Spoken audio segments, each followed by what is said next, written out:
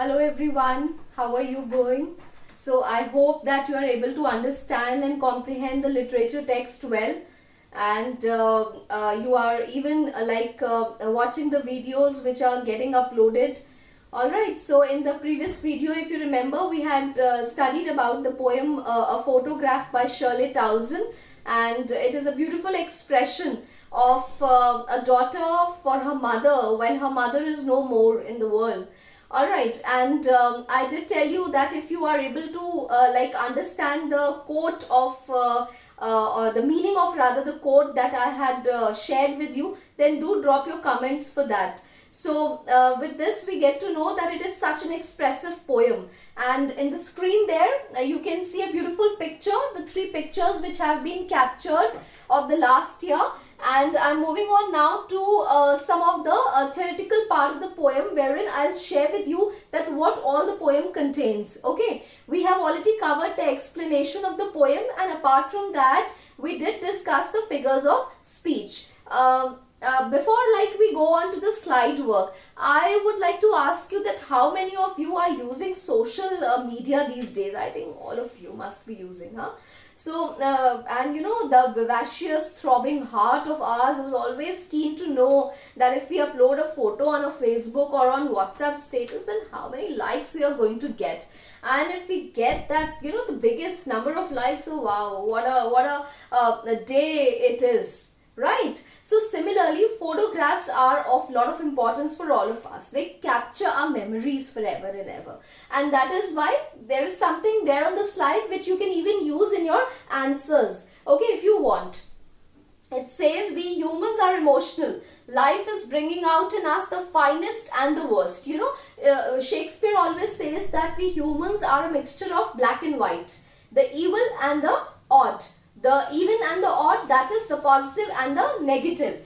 Alright, and through the feelings all that goes out. The best way to record these feelings is to take a photograph. So whenever you click a photo, it is not just for a posing or just for a trend or just for a a showcase of your personality or your dresses, but it is a memory forever and ever. When the person goes away, then we always remember that person from that photo that we had once clicked with him or her, and it becomes pictures as quickly as the feelings are caught in a photograph. So a photograph is a capture of memories forever and ever. Like nothing else, they attract our eyes. Of course, some people are very photogenic, and whenever we see a photo, we always get to know of the time. We always have a recap. We always recall that beautiful time that we had spent with our family and friends. And this way, let's put it, our mind becomes fickle with moment and we begin to forget the stuff. But pictures are the only manner we can register them.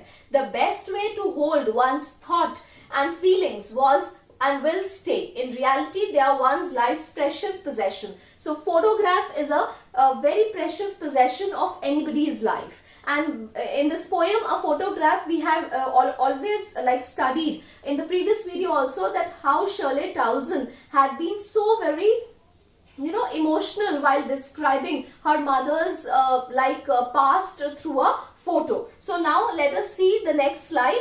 It says the summary. I have just posted the summary for your ease, so that you can copy the summary if you want in your notebook, in your register. So very quickly I'm going to read the summary because we have already done the explanation of the poem. The poem begins with the poetess going through her mother's photo that lay within the cardboard boxes. They were possibly uncared for some time. In addition, it is not in any frame, metal, etc. So the poetess portrays it as being susceptible to the forces of decay. In the photo, poetess' mother seemed to edged by her siblings, that is her girl cousins, who are younger than her. Also, she highlights her mother's strength as she supports her young cousins. So, as you can see in that photo, the three girl cousins, I just in the previous video, I had just shown you. If you want, I can go on to the previous slides.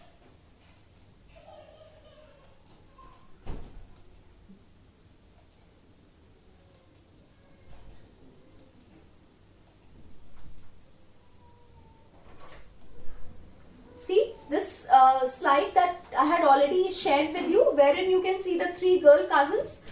Okay, so this is what that she's remembering. And then she says they all look into the camera when their brother or uncle photographed them, because we do not have any detail that who might have clicked the photo. So we are presuming like their uncle must have taken their photo. Moreover, they look happy and excited with their throwing locks, and locks means the hair, the open hair, and pour her feelings out in the form of a tribute and in the poem. So this poem, a photograph, is like a tribute by Shirley Towson to her mother, who is no more now. Okay. Thus, even though death finishes everything, but her mother's death brings out a new response in her. And lastly, she accepts her resignation to the final silence of death. So, herein I would like to tell you children that, Shirley had accepted the death of her mother.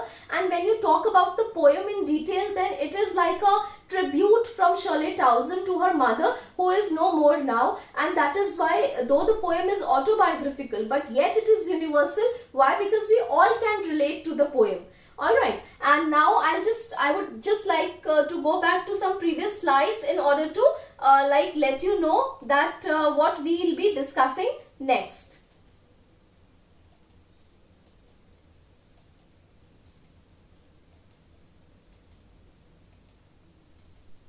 I hope you're loving this picture that I have secretly collaged for you all.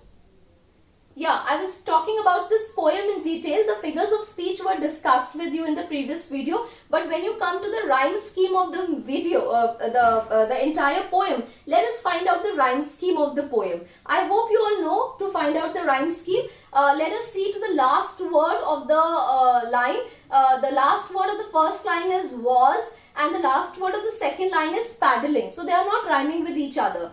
And then hands are also not rhyming with any of them. So none of the last word is rhyming with any of them. Coming on to the second stanza, hair, face, born, less, feet. None of the words are rhyming with each other. Moving on to the next stanzas. Just let me go on to the next ones.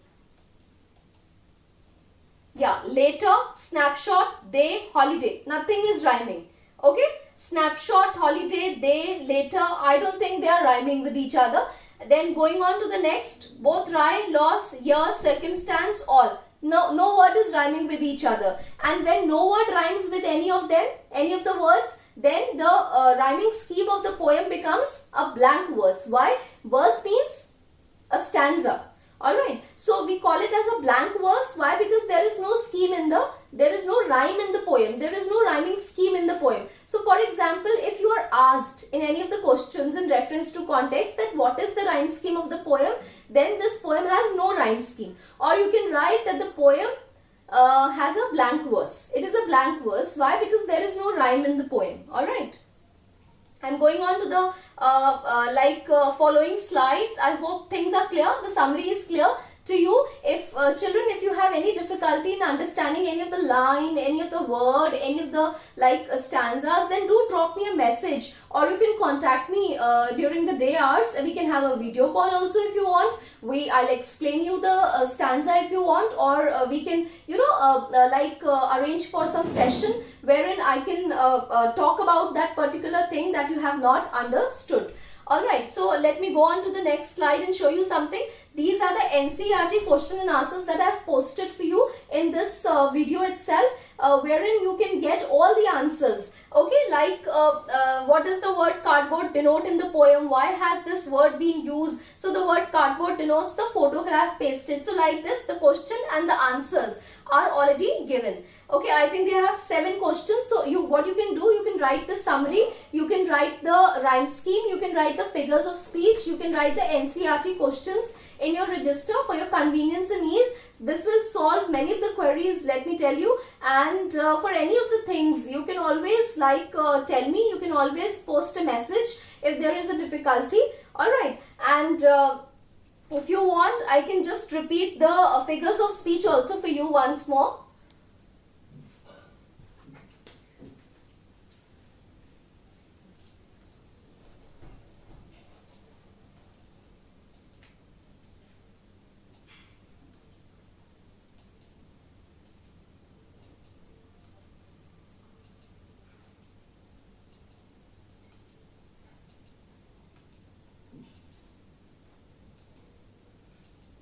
Yeah, so in this poem there is no rhyme scheme, it is a blank verse, and when we come to the figures of speech, then there are a few figures of speech.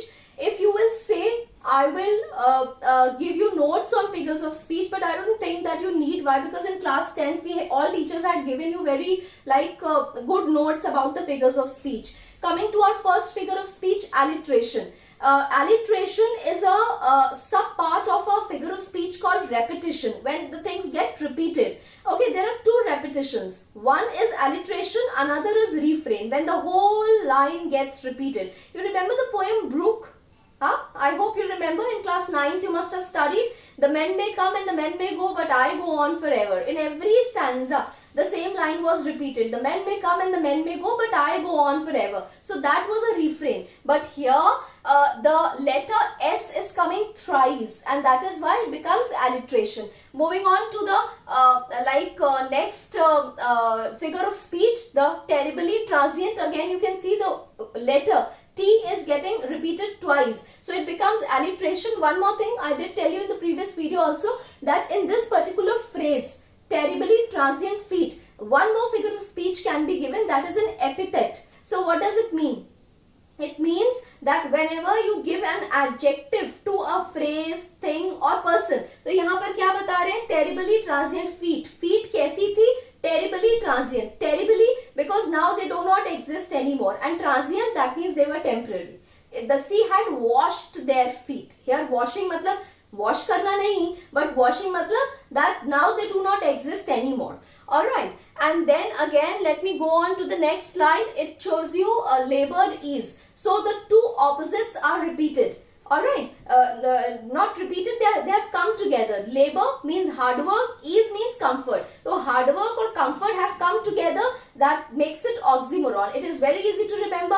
Opposite begins with the letter O and oxymoron begins with the letter O. तो जब भी दो opposites इकट्ठे आ जाते हैं, जब भी two opposites come together, okay, like she is an open secret. Alright, so again when two opposites come together, it becomes oxymoron. Alright, now coming on to the last figure of speech, that is silence, silences. So again the letter S is getting repeated, and that is why it makes it alliteration, that is repetition.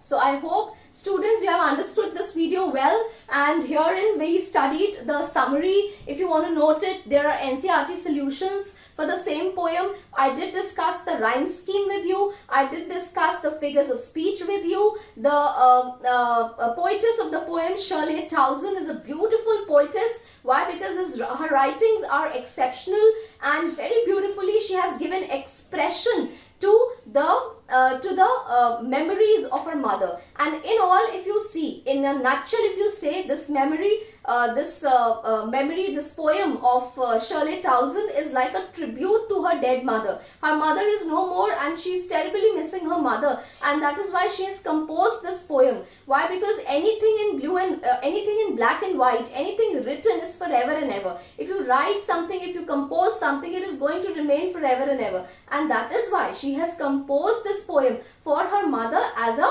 tribute. And one more thing before I wrap up this video. In the previous video, I did ask you a question about a quote that I had used in my previous video, and that was that literature has the power to turn blood into ink. I did ask you to drop your comments in the inbox. I did receive many, so thank you so much for the comments. And the answer to this quote is that literature has the power to filter your emotions, drop your emotions, whatever emotions you have in your blood, your heart, your mind, your the superconscious mind, they all can be preserved well through ink. That means that you can give expression to your emotions through literature.